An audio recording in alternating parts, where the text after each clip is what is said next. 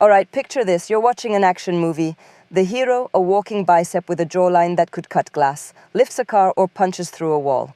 And we all nod and say, yep, that's strength. For generations, our idea of strength has been all about that explosive, Hulk smash kind of power.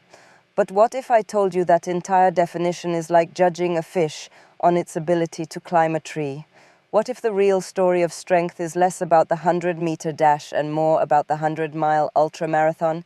Well, buckle up, because Starre Vartan's book, The Stronger Sex, is here to flip the script so hard it's gonna give you whiplash. The book argues that the strength gap we see between men and women wasn't cooked up by our chromosomes. Oh no, it was manufactured by culture. Think about it. Go back to the playground, before puberty hits and things get weird. There's no real strength difference between little Timmy and little Tina. They're both just as likely to eat dirt and climb things they shouldn't. The split happens with experience. From day one, boys are encouraged to play rough, throw things, and are asked to help carry the heavy groceries. It all adds up to what experts call tonnage, the total weight you lift over a lifetime. Boys start racking up tonnage points from the start. Meanwhile, girls are systematically steered away from that stuff. Culture basically tells them, don't sweat, darling, you might smudge your inherent delicacy. And so a strength deficit is born, not of nature, but of nurture, or a lack thereof. This gets super critical during puberty. That's a one-time only biological window where physical activity rewires your whole musculoskeletal system for life. The book points out that elite soccer academies start training both sexes at 13. The problem? Girls hit puberty about 2 years earlier. So the boys waltz in at the perfect biological moment to get lifelong benefits, while the girls have already missed a huge chunk of that prime development time. It's like showing up to an all-you-can-eat buffet when they're already clearing away the main courses. This, the book says, is a big reason why female athletes get more ACL tears. Their training hasn't been as equitable from a biological timing standpoint. And if you think this is how it's always been, get this. A study of 7,300-year-old female bones from Central Europe showed their arms were up to 16% stronger than the arms of Cambridge University's championship female rowers today. Your great, many times great-grandmother was out there tilling fields and grinding grain with heavy stones. She would have used your 5-pound dumbbells as a paperweight. The whole weaker sex thing is a relatively new and frankly flimsy invention. So, if female bodies have been getting the short end of the cultural stick, what kind of strength do they actually possess? This is where it gets fascinating. Let's start with the one thing society has treated like a leaky, inconvenient plumbing issue for centuries: the menstrual cycle. The book reframes this not as a liability, but as a fifth vital sign, as important as your pulse. It's a high-tech, real-time feedback system. If you're overstressed or malnourished, the system intelligently pauses, diverting energy from making a baby to, not dying. It's an act of brilliant resource management that we've been taught to see as a flaw. And the uterus, it grows a complex blood-rich lining and then completely heals itself every single month without scarring. Your liver can't even do that. For years, scientists just tossed menstrual fluid as waste.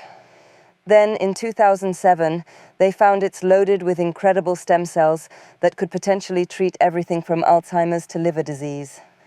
We were literally flushing biological gold down the toilet because we were squeamish. This efficiency extends to fuel.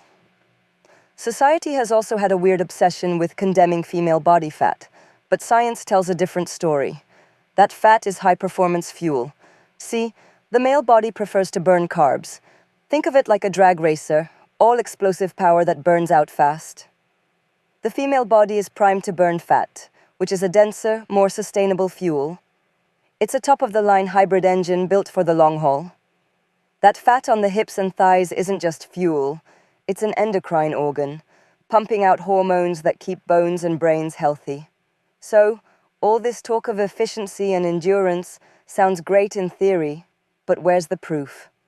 Oh, it's at the finish lines of the most punishing races in the world. In a standard 26-mile marathon, there's about a 10% performance gap between the top men and women. But as the distance gets longer, the gap shrinks. At 100 miles, it's almost gone. And once you get past 195 miles, women on average are faster than men. In 2017, ultra runner Courtney Dauwalter didn't just win the 240-mile Moab endurance run, she finished 10 hours ahead of the first male competitor. 10 hours. That's not a fluke. It's a feature of the hardware. It's the same in long-distance swimming. An analysis of the brutal Catalina Channel swim in California shows women average 53 minutes faster than men. Speaking of having the stamina for the long haul, if you're enjoying this deep dive, consider subscribing to the channel. Don't let your YouTube feed get gassed out early. We're in this for the marathon, not the sprint. Go on, show some of that endurance and click the button. Now, where did this insane endurance come from? The book argues it's an evolutionary blueprint, written by the most demanding endurance event of all, making a new human. A full-term pregnancy demands an extra 80,000 calories and pushes the body's metabolic rate to a level that scientists say is near the absolute ceiling for long-term human endurance, the same limit they see in Tour de France cyclists. For hundreds of thousands of years, female bodies were selected for their ability to withstand extreme long-term stress. Today's ultramarathons are just showcasing these ancient adaptations.